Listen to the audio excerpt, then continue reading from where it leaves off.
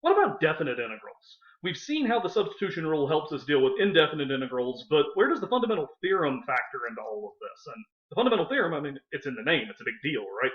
Um, Sort of like we saw in the last video, there's a few different approaches you might potentially take with this. I'm going to stick with one particular methodology because I really like how it plays into this idea of a substitution. If you want to poke around, you can find other ways of dealing with substitutions and definite integrals, but this is the horse I'm riding. Okay? Okay. Um, so the worksheet I presented has a few examples listed for how we'll use substitutions of definite integrals. Have that handy because I'm going to reference a couple of them. There is one example that is worked out in its totality, so you can see how that one plays out. I'm not going to reinvent the wheel here. Let's take a look at some of the others. All right. So the first one I want to take a look at looks like this. So making sure I'm right here. Yes, I am.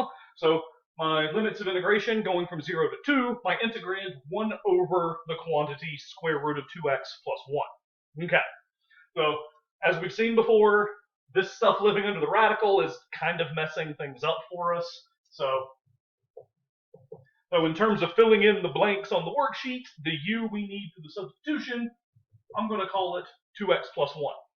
As we've done before, the du we need for that is going to be the derivative of this thing. That is 2 dx. Okay. Now, normally this is when I start getting happy on how to, rearrange my integral and then execute the substitution. I'm going to put on the brakes for just a second as we do something else here. And here's my method for dealing with integrals, the definite integrals and substitutions. I'm going to rearrange everything here in terms of u. I hammered that home before with this whole can't just leave the dx, right? These, they're technically in terms of x. I'm going to rearrange them so that I've got limits in terms of u instead. That, like I said, it's a substitution. That gives us an advantage that you'll see momentarily. So if x is equal to 0, what's the corresponding u value?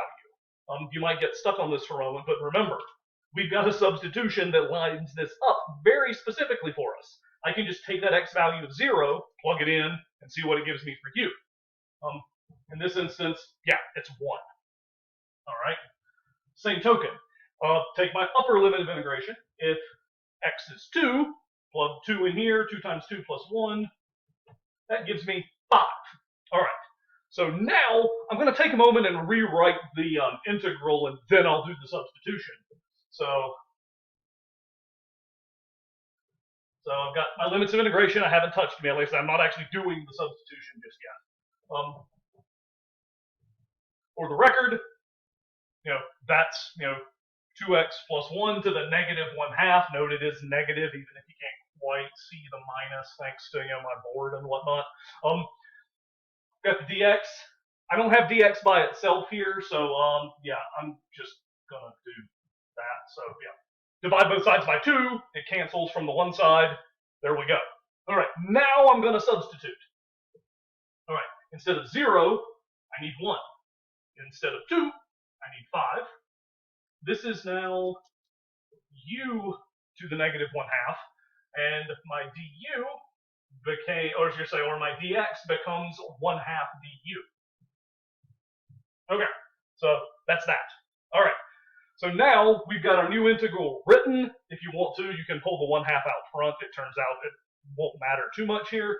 So now, got the 1/2. What's an antiderivative of this? Power rule says I add 1 to my exponent. That gives me u to the positive 1/2.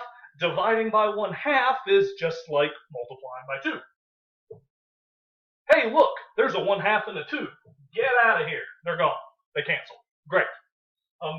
So now, here's the difference. When we were doing stuff with indefinite integrals, I would be very careful at making sure that I rewrote this in terms of x. Here's the beauty of this. We don't have to do that now. Remember, a definite integral should give us a number back when it's all said and done. Yes? Yes.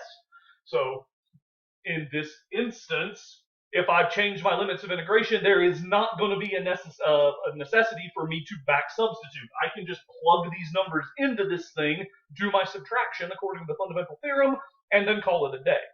Well, I've got more examples, but you get the idea. So So if I plug 5 into this thing, I get square root of 5. If I plug 1 into this thing, the square root of 1 is just 1. So square root of 5 minus 1. If you wanted it as a decimal, I got 1.236 accurate to 3 decimal places. So yeah, that's that. All right. So one example down. Okay, I want to take a look at one of the 2 remaining examples, and then we'll apply the brakes for right now. But you will notice there are 3 examples there. Surprise! I want you to work out something related to the one I'm not covering in your assignment for this section. So yeah, bear with me while I clean this up. Trigonometry. What are you going to do? Okay, so I'm going to take a look at this particular example. Again, it appears on the worksheet. We'll execute through the substitution rule steps and see what we end up getting out of this. A bit of a fun fact before we really dig in, though. What I'm going to do is not necessarily the only way to handle this, even within the methodology I'm laying out. If you're good with trigonometry, I can actually think of 3 different ways you might end up trying to get at the same value for a definite integral. You don't have to. The way we're going to do it is probably the most direct and the one I would expect people to use, but there you go. I like when I get to say there are multiple roads, but they all end up leading to Rome. Anyway, so the substitution, we don't have sine of 2x on our bestest friend sheet. We have sine of u, though. So let's call that guy u. That should help. That should feel kind of familiar. So my du is 2dx. I'm going to go ahead, because I'm going to need to. I don't have a 2 in there. Divide both sides by 2. So I've got 1/2 du equals dx. All right. Now, I need to adjust my limits of integration to take my substitution into account. So if x is 0, u is 2 times 0. Yeah, still 0. Not a big deal. If x is pi over 6, well, double pi over 6 would give me pi over 3. All right. And I don't really need to do any rearranging or anything, so yeah, I'm just going to start pounding away on the substitution. So my integrand is now sine of u. That's a 0 because those 2 line up. Instead of pi over 6, I want pi over 3 right here. I promise that's a pi, even if it doesn't look that way on the video. And my dx, just like the last one, is in fact 1/2 du. The party is, getting ready to get started. So now, got the 1/2.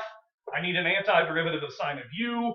Remember, this is when the minus sign gets popped off. So I have minus cosine of u. I don't need a plus c because this is a definite integral. I also don't need to back substitute, like we said in that last example. So it looks like that. So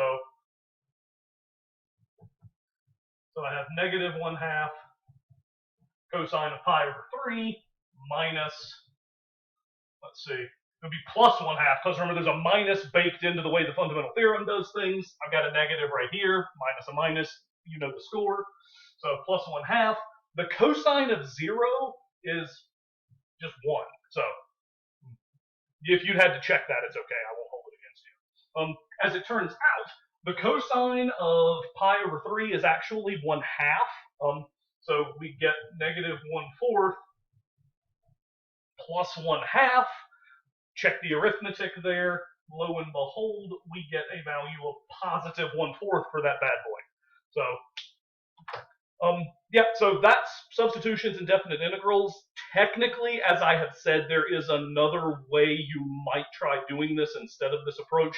I really, really do like this idea of changing limits of integration, as you go, so you don't have to worry about back substituting. Those of you who are going to end up taking Calculus 2, there will come a day you will thank me for not having to walk back through your substitutions. I just can't show it to you now because time is my enemy. All right. I do want to play around with this a little bit more, so there will be some more videos coming where we investigate a bit more fully how you go about choosing the substitution u, because that really ends up driving this. If you get the wrong u, you may have to go back to the drawing board. So how might we pick that? We'll take a look in the next video.